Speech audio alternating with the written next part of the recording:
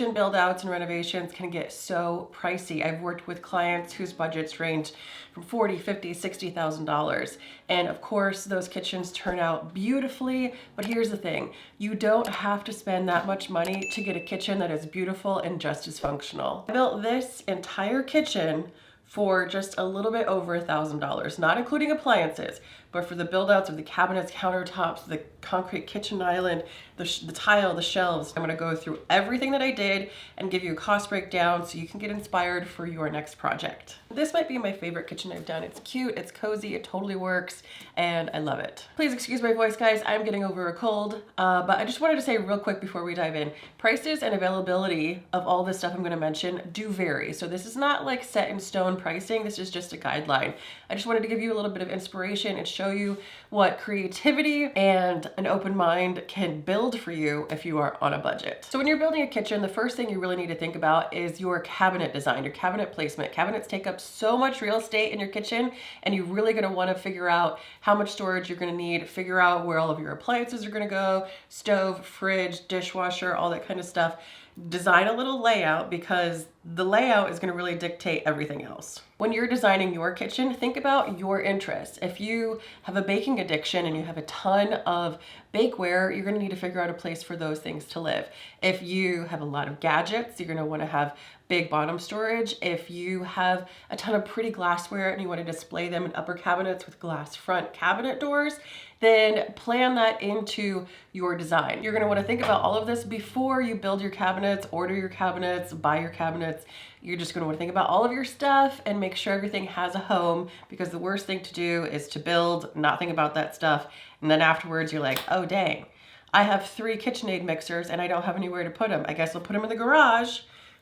No. If you don't have a ton of stuff and you don't want to do upper cabinets, you can always opt for open shelving like this. I did open shelving like this because this is in basically a finished attic space and this is the roof line. So there's a weird angle. It's hard to kind of get cabinets up on the wall like that. So I opted for open shelving system like this and I love it. If you have a family and kids and a whole bunch of people that are living and working in your kitchen, you're probably going to want to figure out how to give yourself some upper cabinet space because it might be crucial for your situation. Cabinets and countertops are the biggest swing in budget.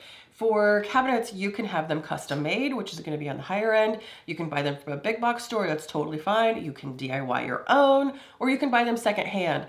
I bought the cabinets for this kitchen island I'm going to show you here in a minute. I bought these cabinets at Habitat for Humanity, the restore. And then all of these base cabinets over here I bought on Facebook Marketplace. I got a large 24-inch base, a bank of drawers, a sink base, and then another set that has a pull-out garbage and a drawer on top. All for $225, and these are in great shape. You can find really great cabinets secondhand. Just make sure you really inspect them and make sure there's no rot. People upgrade their kitchens all the time.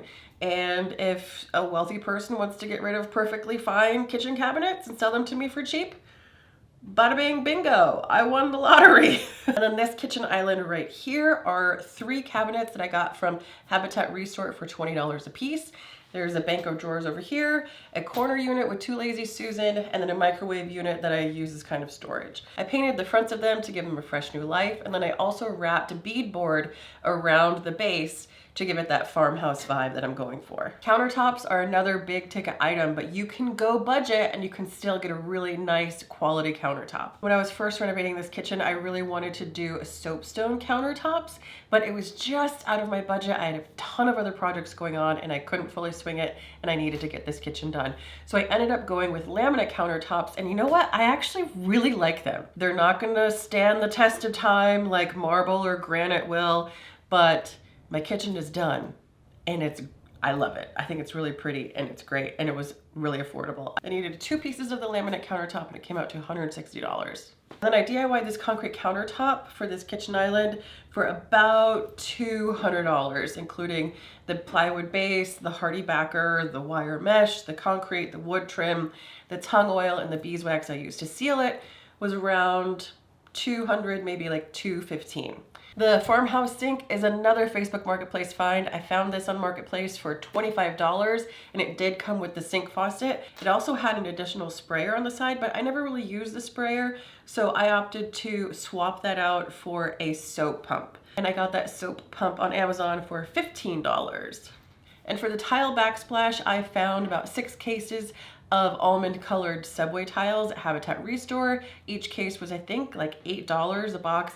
They weren't full boxes, so I don't really know exactly how many tiles I got in there, but I was able to use them all. I think I actually had to go to the hardware store and buy like 10 individual subway tiles, and I'm so happy they still made this kind. That could have been a disaster. But they still manufacture the almond color subway tiles. They're pretty standard. So the tiles ended up costing me around 50 bucks. And then I used this simple grout. It is a glue and grout in one. So you don't have to use 2 different steps of putting like a mortar or a mastic on the back. You just trowel some of this onto the back of your tile, set it in place. And once those are dried and set, you can grout it with the same exact product. I love this stuff. So when I originally grouted this, I'm not sure, but for some reason, there's a lot of bubbles, like little air holes in the grout. I think the sponge was too wet when we wiped the excess grout away. So I'm just going through and adding a little bit more just by hand. I'm not gonna use a grout float, but just add a little bit more to the grout lines that I think need a little bit of fill, because those little air bubbles kind of drive me a little bit crazy. So I'm just going in. It's not super professional to do it with your hands, but whatever, it's fine. I ended up using 2 of these tubs and they were $15 a piece. I also updated the outlets and the outlet covers. These outlet covers I got off of Amazon. There was a 2-pack for $12.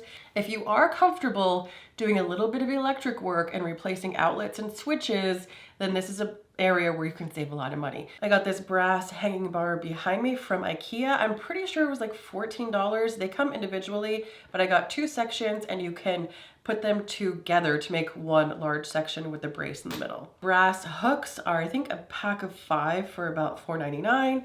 I love hanging my coffee cups on here. It's so convenient. Have I not been in focus this whole time? I might have not been in focus this entire time. Are you kidding me? Guys, if I was not in focus this whole video, I don't think I have the energy to like redo this.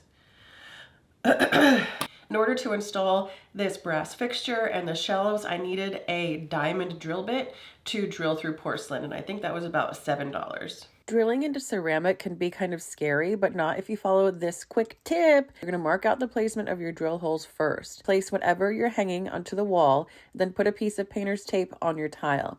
Then you're going to mark the painter's tape with your drill holes. It is way easier to make correct markings on tape than it is onto tile. And make sure you're using either a carbide or a diamond tip drill bit to drill through your ceramic, and you can drill right through the tape. For the brackets for the shelves, I use these steel brackets. I got off Amazon for a packet of 4. I think it was like $15. And the shelves themselves are just regular lumber. You can buy it at any big box store. They're 2x6x8s, which I cut down.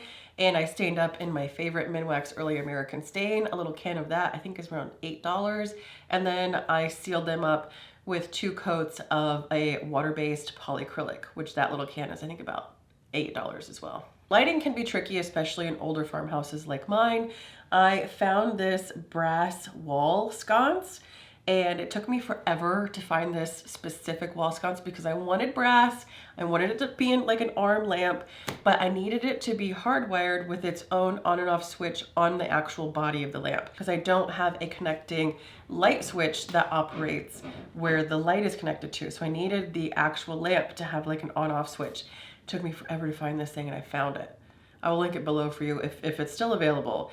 I don't know, last time I checked it wasn't, but I will link something similar if you're looking for something like this. The only thing I have left to do is figure out what to put up here. I kind of want to put a little piece of trim and stain it in the same Early American. This is a 150-year-old house. I mean, it does not have a straight roof line. I think I'm just going to rip down a little piece of trim and stain it as the same color as the shelves and just put it in that little space right here, just to kind of finish it off. But I think that's kind of the last thing I need to do in here. So there you have it. That's my $1,000 kitchen renovation, you guys. You can totally do it. The only thing I did not include in here was the price of the appliances. So if you are doing a kitchen remodel and you need to purchase appliances, and make sure you factor that into your budget. But you can build a beautiful, functional, sweet and cozy kitchen on a budget. Proof was in the pudding. I love this kitchen. I hope you guys too. Let me know in the comments below if you love it, if there's anything you would have changed, and I will see you guys on the next one. Bye.